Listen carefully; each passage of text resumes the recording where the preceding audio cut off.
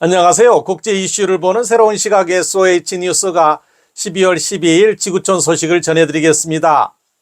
미군이 B-52 핵폭격기를 동해상공에 투입한 것은 단순한 정기훈련이 아니었습니다.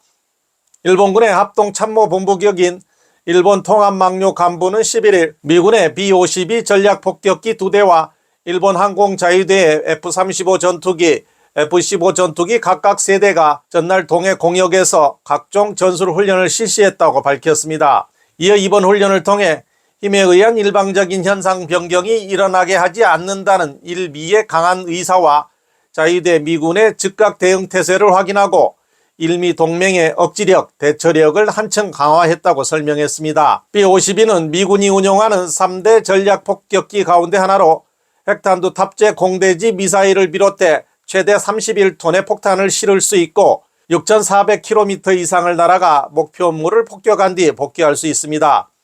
최근 이틀간 중일 간에는 아슬아슬한 무력 시위가 연이어 벌어졌습니다. 9일 중국 H-6 폭격기 2대와 러시아 투프레프 Tu-95 폭격기 2대가 동중국해에서 일본 시코쿠 인근 태평양까지 장거리 비행을 실시하자 인공항공자위대 전투기가 긴급 발진에 대응했습니다. 일본 방위성은 또 중국 항공모함 함재기가 일본 전투기의 화력 조준 레이더를 비춘 것에 대해 공개 항의했고 베이징은 자신들이 이미 통보했다고 반박했습니다. 그러자 하루 만에 핵 타격 능력을 갖춘 미국 B-52 전략폭격기 2대가 일본 해상공으로 직접 진입해 일본 자위대 전투기 6대와 편대 비행을 실시해 미국이 중일 갈등에 직접 카드를 들이민 것입니다. 일본 방위청은 중일 어느 한쪽도 무력으로 일방적으로 현상을 변경하는 것을 용납하지 않는다는 점을 재차 강조하고 양측이 언제든지 전투할 수 있는 태세를 보여주기 위함이라며 중로에 대한 맞불 작전임을 숨기지 않았습니다. 미일은 핵폭격기를 동원, 중로에 우리는 준비됐다고 맞받아치고 있는 것입니다. 월스트리트저널은 이 시점에 여러 차례의 워 시뮬레이션을 정리해 중국 공군의 대만 공격 시나리오를 정리했습니다. 처음 5천에서 1만 발의 미사일이 몇 시간 안에 대만과 미군 기지를 향해 쏟아져 내려 포화 공격으로 지휘체계를 교란한 후 관건은 대만 해협을 건너는 상륙작전인데 대만의 해안선은 좁고 지형이 복잡하며 그 뒤에는 도심 전투가 기다리고 있어 어떤 군대에게도 악몽 같은 상황이라는 것입니다. X계정 타오미아오 선생은 이런 시뮬레이션이 오히려 중국 공군을 미화하고 미국, 일본, 대만의 지도부 참수 능력을 의도적으로 무시하고 있다고 비판하며 공산당이 대만을 공격하는 날이 바로 그들이 멸망하는 날이라고 말합니다. 대만 측에서는 전 미군 중령이자 군사 전문가인 후전둥이 야이타 아키오 뉴톡 프로그램에 출연, 만일 대만 해협에서 전쟁이 발발하면 중국 공산당의 가장 치명적인 약점은 사실 제공권을 확보하지 못한다는 점이라고 분석합니다.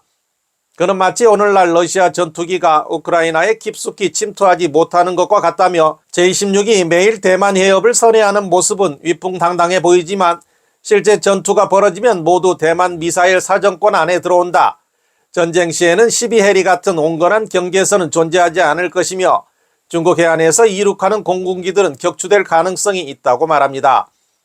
이런 분석들을 종합해보면 대만 해협 전쟁은 하룻밤에 끝나는 외과 수술식 정밀 타격이 아니라 다단계의 피비린내 나는 전면전이며 미일도 필연적으로 휘말리게 될 것이며 설령 시진핑이 정말로 수십만 명의 중국인 목숨을 갖다 바친다 해도 3일 만에 타이베이 점령은 불가능하며 오히려 중국 경제까지 함께 심연으로 끌고 들어갈 수 있습니다. 이런 악몽 같은 시나리오는 사실 중국 공산당 군부 지도자들의 저서에서 이미 언급된 바 있습니다. 전 중국 공군 상장 류야저우는 진먼 전투 검토에서 오늘날의 대만은 과거의 진먼이 아니다. 진정으로 대만을 지키는 것은 대만군뿐만 아니라 서방 세계 전체라고 쓴 적이 있습니다. 류야저우 상장이 미군의 제3안을 시뮬레이션 해본 바로는 먼저 중국 공군이 대규모로 상륙작전을 감행 20만 병력이 해상을 건너 중국 본토 보급선을 벗어난 시점에 미군이 갑작스레 개입해 공중 해상 지배권을 탈환합니다. 이후 대만군과 연합해 역포위망을 구축해 중국 공군의 보급로를 차단하고 섬에 고립된 공군을 소진시켜 중국군의 사기와 공산 정권을 약화시킬 수 있다는 결과였습니다. 두정은 11일 상보에 기고한 글에서 류야저우의 이 글은 중국 국내에서 큰 파장을 일으켰으나 시진핑 진영에 의해 독초로 간주되어 전면 폐기되었다고 전했습니다. 그러나 류야저우의 판단이 현실화되고 있는 듯합니다. 타카이치 사나의 일본 총리는 대만 사태는 일본의 전망위기 사태를 초래할 수 있다고 이미 공개적으로 선언했고, 이는 일본이 대만 해협 사태에 서방 세계와 함께 개입할 수 있음을 의미합니다. 베이징은 분노하며 연이은 공격을 가해 경제, 정치, 군사적으로 다층적 압박을 가하며 일본 총리가 뱉은 말을 도로 삼키게 하려 겁박하고 있지만 일본 사회는 겁먹지 않고 있습니다. 타카이치 내각의 최신 여론조사 지지율은 이미 75%에 육박했습니다. 지지율 상승과 더불어 타카이치 총리는 일본 최강의 인플루언서로 변신 중입니다. SOH뉴스 이원선입니다.